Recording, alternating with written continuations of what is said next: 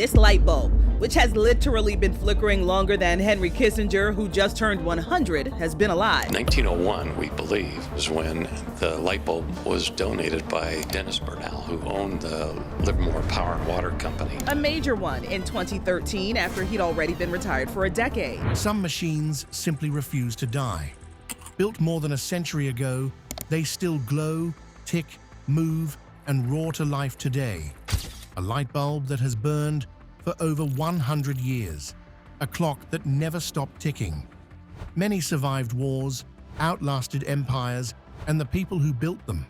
Some were abandoned, rediscovered, restored, and still work almost exactly as they did 100 years ago. Here are 15 machines that should have stopped working long ago, but didn't. 1. Centennial light bulb.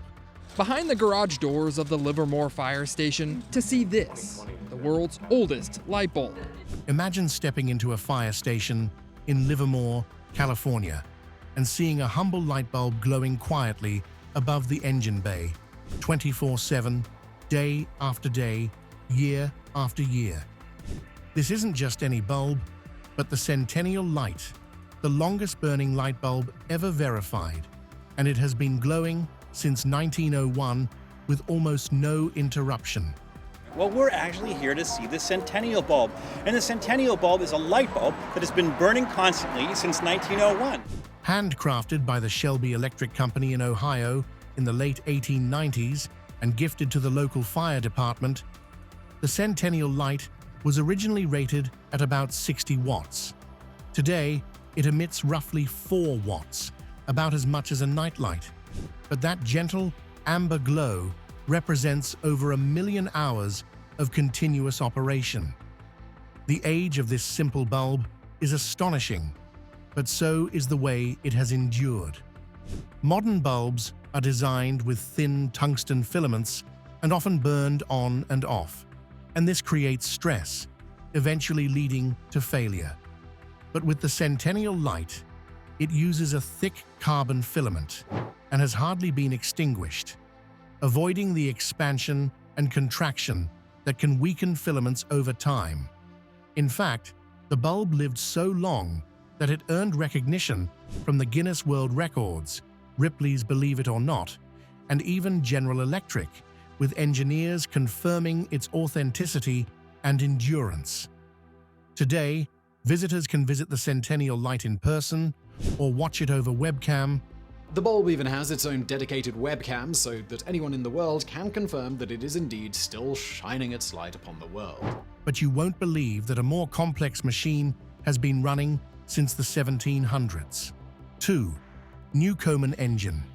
It's hard to overstate the moment you step into the engine house beside the Dartmouth Visitor Centre in Devon, England, and meet a machine born in 1725 that still moves today. This is the Newcomen Memorial Engine, a direct survivor of the very steam age that kick-started the Industrial Revolution. It's also a living link to its inventor, Thomas Newcomen, who was born right in Dartmouth.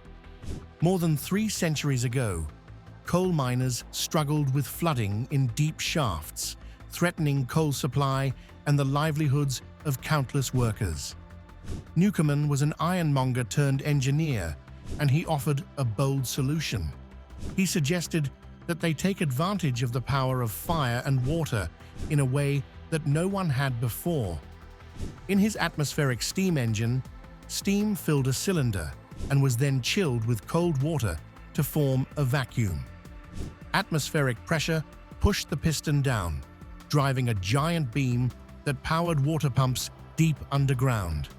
This brilliant use of atmospheric pressure was a breakthrough in practical steam power and inspired future steam engines. The Dartmouth engine you see today was originally built to pump water at the Griff Colliery in the Midlands and later worked to supply water to canals before its retirement in 1913. In the 1960s, the Newcomen Society transported and reassembled it back in Newcomen's hometown. It no longer runs on steam, but after careful restorations and adding a hydraulic mechanism, it now gently animates the massive wooden beam and original iron parts, so visitors can see it in motion, just as it would have operated centuries ago. Meanwhile, a railway system in Mallorca has been running perfectly well since before the First World War. 3. Solar Railway. If you step into Palma de Mallorca's Ferrocarril de Solar station, it feels like you stepped back into the early 20th century. This narrow-gauge railway, which opened in 1912, was actually a lifeline for farmers at that time, hauling oranges and olives over a rugged terrain to markets in Palma, and was used way before modern roads allowed trucks to pass. From the very first journey, on April 16, 1912, the train traversed the Serra de Tramuntana mountains, winding through 13 tunnels and over stone viaducts carved into limestone peaks to carry cargo. En route to Soyer, the railway passes 13 tunnels and snakes around many tight bends. As the early steam locomotives puffed their way through olive groves and fields, locals would gather, shocked at this iron thread linking their world to distant places. By 1929, the line had been electrified, replacing steam with electric traction. Even with new power, the railway retained its original wooden carriages, narrow-gauge track, and mechanical controls used in the early era. Today, you can see vintage electric cars and preserved wagons gliding along the original route, with their polished wood and brass fittings shimmering in Mediterranean sunlight as they climb gradients and curve through valleys. Over a century on, the Solar Railway operates as a means of transport and a living museum of engineering persistence. It still carries about 1 million passengers each year. Ironically, this train isn't the only strange thing that has been working for over a century, as another machine that refused to die is actually a clock. 4. Zetler electric clock. When walking through the ancient streets of Munich, you might hear a soft, rhythmic tick echoing from high above in the tower of St. Michael's Church. This is the Zetler electric clock, a marvel born in the 1880s during the dawn of electrical engineering. Shockingly, it has been running almost continuously for more than 130 years. Instead of depending on winding gears or batteries, this clock makes use of a unique hybrid design that stands at the crossroads between centuries-old pendulum mechanics and electrical innovation. Johann Baptist Zetler, a visionary clockmaker in Germany, crafted a system where a traditional pendulum swing is gently sustained by timed electrical impulses. Instead of using countless meshing gears, the pendulum receives a tiny electromagnetic nudge at just the right moment. This dramatically reduces friction and wear, and that has helped the mechanism endure over decades. Interestingly, the clock has moved through levels of history, like wars, restoration, and even modern timekeeping technologies. Countless clocks built later succumbed to fragile wiring or complex electronics, but the Zetler clock's simplicity has kept it beating for over a century. Records show that it has only gone through periodic cleaning and minor upkeep, but none of the core components have ever been replaced. While this clock has existed for over 130 years, did you know that there's a clock that has lived as long and plans to work till the year 9999? 5. Strasbourg astronomical clock. Step inside the Cathedral Notre Dame of Strasbourg, and you'll see one of the most mechanical wonders ever built, which is the Strasbourg astronomical clock. The famous astronomical clock in Strasbourg Cathedral. This is a 19th century masterpiece that towers nearly 18 meters tall in the cathedral's south transept. This incredible clock was created between 1838 and 1843 by the French engineer Jean-Baptiste Schwilger, who spent years mastering mathematics, mechanics, and clockmaking before breathing life into its mechanism. But what makes the clock truly magical isn't just its size, but the way it reads the universe. Beyond telling the hour, its gears and wheels form a planetary calendar and orrery that displays the positions of the sun and moon, tracks the phases of the moon, and even predicts solar and lunar eclipses. There's even a perpetual calendar built into its heart, which can calculate dates like Easter centuries into the future. As you watch, you might hear a soft chime and sudden movement. At 12:30 p.m. each day, the clock comes alive with figures parading in a timeless ritual. A small automata represents the Apostles' Circle before a figure of Christ, while a mechanical rooster crows delights visitors and locals alike. Walking around this clock is like exploring a living machine museum, and nearly all its 100,000 components remain authentic to Schwigu's original design from the early 1800s. Around the same time this was made, one of the largest working water wheels was made, and it still works today. 6. Laxey Wheel, Lady Isabella. When the Laxey wheel was erected, she was a staggering feat of engineering, and to this day she remains a marvellous demonstration. Anyone visiting the village of Laxey on the Isle of Man will see the Great Laxey Wheel, affectionately known as Lady Isabella. Built in 1854 and named after the wife of the island's then Lieutenant Governor, this giant water wheel stretches over 22 meters in diameter and still turns today, showing just how impressive Victorian engineering was. Lady Isabella was a practical powerhouse. The Isle of Man lacked abundant coal resources, so local engineer Robert Casement harnessed the island's plentiful water instead. Springs and streams fed a reservoir above the wheel, and as water spilled into its 168 buckets, the wheel slowly rotated at about 3 revolutions per minute, driving a system of rods that pumped water out of the deep Great Laxey mines to keep them from flooding.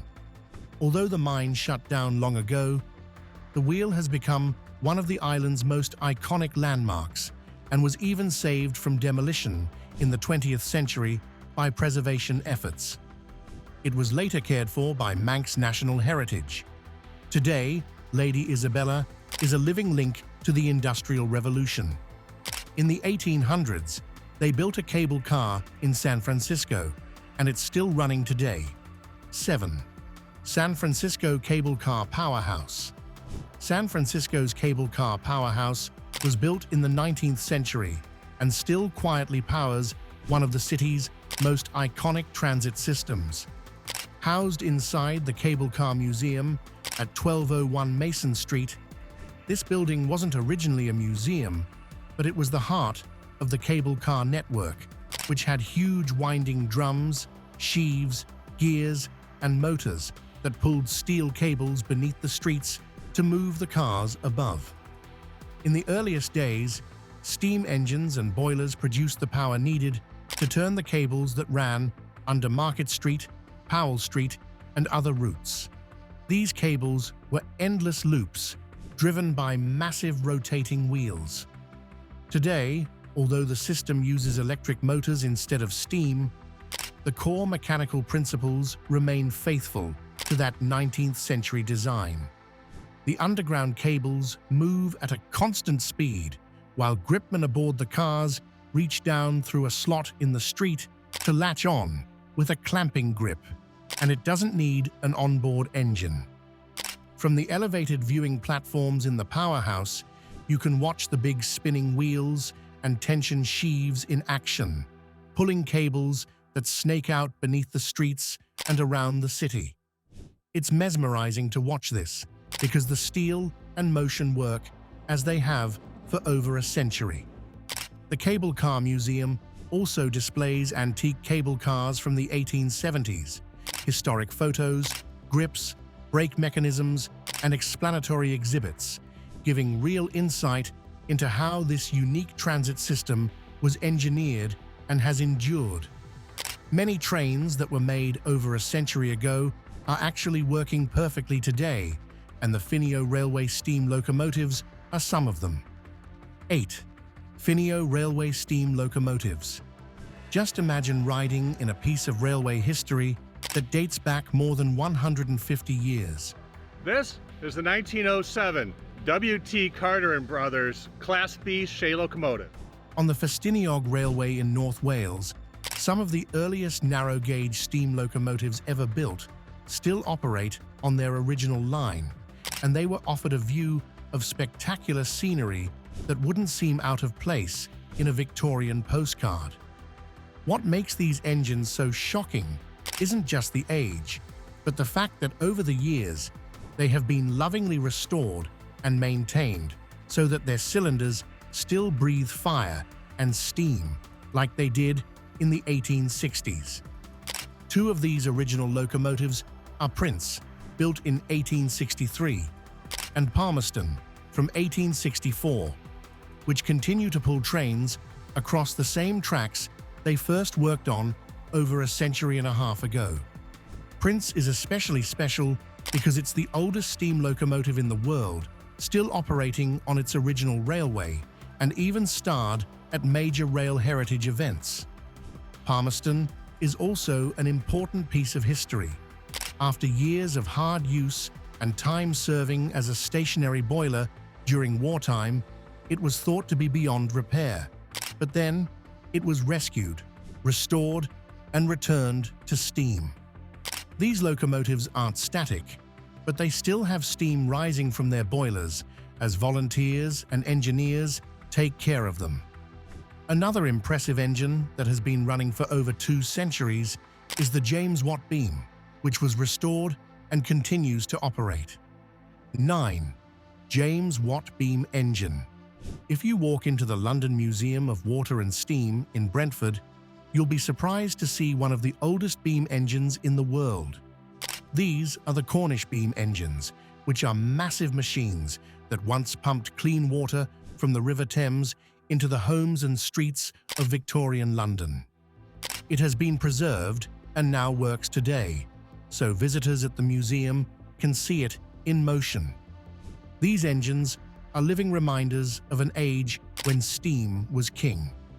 Their massive horizontal beams, some of which weighed tens of tons and towered over visitors, can be seen driven by steam pressure and vacuum. You can also see the pistons, valves, and flywheels moving slowly and powerfully as they did over 2 centuries ago. What makes this engine so captivating is their design. Based on the principles refined by James Watt's improvements to early steam engines, including innovations like the separate condenser that made steam power far more efficient, beam engines became the backbone of industrial and civic infrastructure in the 19th century. This might surprise you, but even a printing press that was made over 100 years ago is still running today. 10. Zexia fabric printing press. In a quiet Leipzig workshop, you can see a giant cast iron press with gears, rollers, and a flywheel humming with life just as they did over a century ago. That's the charm of the Zexia fabric printing press, which is a relic of industrial craftsmanship that still works today.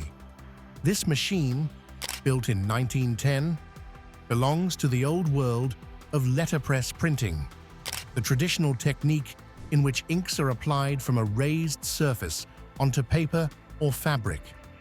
This leaves a rich, tactile impression that even modern methods can't replicate. Long before there were digital printers and automated presses, the letterpress was very important in mass communication and design. Craftspeople manually inked type or plates and fed sheets through heavy presses that delivered sharp, embossed text and imagery with mechanical precision. The Zexia press was powered originally by a belt and flywheel system.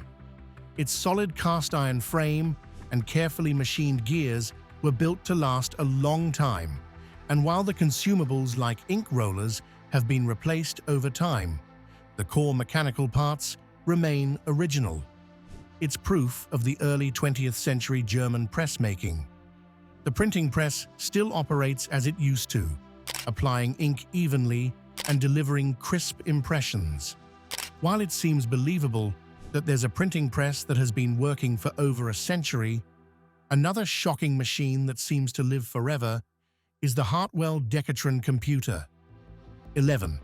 Harwell Decatron computer. If you walk into the first-generation galley at Bletchley Park's National Museum of Computing, it feels like stepping into a giant's workshop where history is still at play. At its heart sits the Harwell Decatron computer. The Harwell Decatron computer was designed and built by the two chaps on my left and Gurney Thomas, who I'm afraid isn't with us anymore. Affectionately known as the WITCH, built and first run in 1951 to automate laborious calculations for atomic energy research. This machine is actually officially recognized as the world's oldest original working digital computer, still running today. Unlike modern computers that hide their inner workings, the Witch lays its mechanical soul bare. The machine weighs a hefty 2.5 tons, and its memory and counting are handled by 828 Decatron counting tubes, which are gas-filled valves that glow and spin as they register decimal values. Alongside, there are about 500 relays and dozens of vacuum tubes that control its sequence and logic. When you watch it work, you see the essence of early computing. The paper tape readers slowly feed programs into the machine, and the Decatron tubes flash and rotate with visible memory states. In the 1950s, it once churned on for days without interruption, tirelessly processing data long after any human calculator would have paused. After its original scientific career ended in 1957, the Witch found a second life as a teaching tool at Wolverhampton Technical College, hence its later name. After that, it was displayed and eventually archived. In 2009, volunteers from the museum rescued it from storage and embarked on a painstaking 3-year restoration that brought it back to life in 2012. While most of the century-old machines that still run today are in museums or their original location, there's one that's actually in space. 12. Voyager spacecraft. Launched in 1977, there are 2 spacecraft that are still drifting in space, and they are still transmitting information to this day. These are Voyager 1 and Voyager 2, twin spacecraft built when computers were measured in kilobytes and mobile phones were science fiction. About a century later, they continue to send data back to Earth. The Mariner 2 spacecraft flew by Venus, and the big discovery was, for me, that astonished me, is Venus turns the wrong way, making them the longest-running human-made machines still operating. What makes this even more interesting is that unlike the machines on Earth, the Voyager has not had its parts replaced, yet it still operates well. It was actually designed for a 5-year mission to explore Jupiter and Saturn, but the Voyagers far exceeded expectations. Voyager 1 became the first human-made object to enter interstellar space in 2012, crossing the heliopause, which is the boundary where the Sun's influence gives way to the vast interstellar medium. As for Voyager 2, it followed its own extended path, becoming the only spacecraft ever to visit Uranus and Neptune before heading outward from the solar system's protective bubble. Today, these venerable probes are still being powered by radioisotope thermoelectric generators that convert the heat from decaying plutonium into electricity.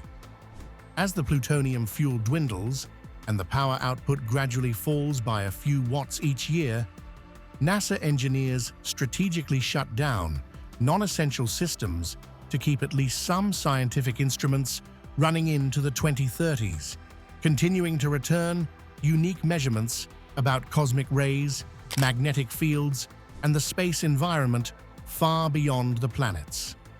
every signal from Voyager takes nearly a full day to travel to Earth, and by the time it arrives, it's fainter than a refrigerator light bulb. But it still reaches giant antennas of NASA's Deep Space Network, where scientists decode stories from the edge of our cosmic neighborhood. 13.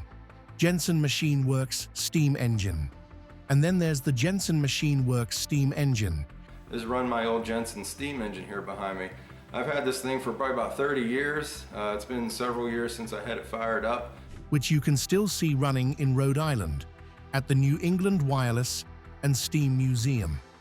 There, you can see stationary steam engines of the late 19th century still running. These are massive machines that once powered mills and workshops before the age of electric motors took over. This museum, recognized as an engineering history landmark, maintains working examples of steam engines that drove line shafts, generators, and heavy equipment, showing how central steam power once was to industrial America. The specific Jensen Machine Works steam engine from the 1890s once ran deep in Blackstone River Valley, which was the cradle of America's Industrial Revolution. This steam engine can be seen running in museums and steam-up events. Steam engines like Jensen's were built with robust horizontal cylinders, crankshafts, and belt drives that transmitted power across a factory floor. This was used long before the individual electric motors became common. They could run for decades because of direct mechanical design and careful maintenance, with original bearings, linkages, and tolerances still operating after a century. There's another steam engine that's still running today after a century, and this time it's a locomotive train. 14. Peckett steam locomotive. The Peckett steam locomotive might have been a small train, and as the power station grew and got bigger and bigger, they needed more locomotives, so another Peckett was purchased. Built over a century ago, but it still runs well today. Built by Peckett and Sons of Bristol in the late 19th and early 20th centuries, the rugged industrial engines can still be found in rural England.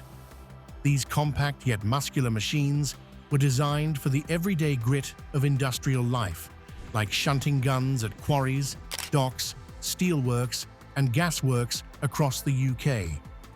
They were the workhorses of an era where steam powered everything, and that's why they still survive today. One of the survivors is called North Dorset. Peckett locomotives were typically small 040 saddle tank engines, which is a wheel arrangement that made them nimble and strong enough for tight industrial sidings, but sturdy enough to keep going under heavy use.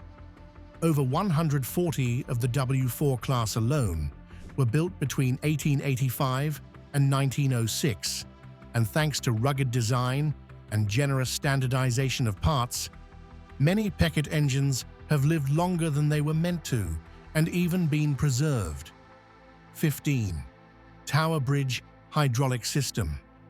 And finally, you walk into the Victorian engine rooms beneath London's Tower Bridge to see machines that were made over a century ago. When the bridge first opened in 1894, its two massive bascules were raised by pressurized water stored under enormous force, fed from steam-driven engines that once powered London's iconic landmark. Originally engineered by Sir W.G. Armstrong Mitchell and Company, the system used horizontal twin-tandem steam engines and huge hydraulic accumulators to pressurize water to around 750 pounds per square inch, storing energy in weighted pistons ready to be unleashed at a moment's notice. So, whenever a tall ship approached the Thames, bridgekeepers would open valves and let the pressurized water flow, turning gears and racks that lifted the bascules in about a minute. By the 1970s, the original steam and water system was largely retired in favor of a modern electro-hydraulic drive, which improved efficiency and reduced emissions. but the original machine wasn't discarded. Today, you can climb down into the Tower Bridge Exhibition's engine rooms and see the very steam engines, accumulators, and hydraulic equipment that once powered the bridge. These 15 machines might have been built over a century ago, but they are still running smoothly, whether in museums or doing their jobs as they have always been. Which of these long-lasting machines shocked you the most? Let us know your thoughts in the comments. So, thanks for watching this video, and we will see you in the next one.